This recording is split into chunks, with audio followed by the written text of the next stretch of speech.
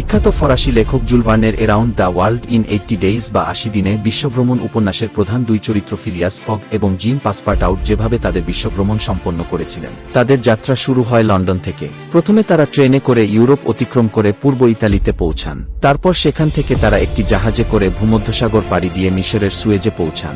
এই পর্যন্ত আসতে তাদের 7 দিন সময় লাগে। এরপর আবার জাহাজে চড়ে লোহিত সাগর এবং আরব সাগর পার হয়ে তারা ভারতের বোম্বেতে পৌঁছান। ভারতের মধ্য দিয়ে যাত্রা করতে তাদের 3 দিন সময় লাগে এবং পথে তাদের একটি হাতি ব্যবহার করতে হয়। তারপর উপন্যাসের নায়করা আবার জাহাজে চেপে ভারত থেকে হংকং যান এবং সেখান থেকে জাপানের ইয়োকোহামায় পৌঁছান।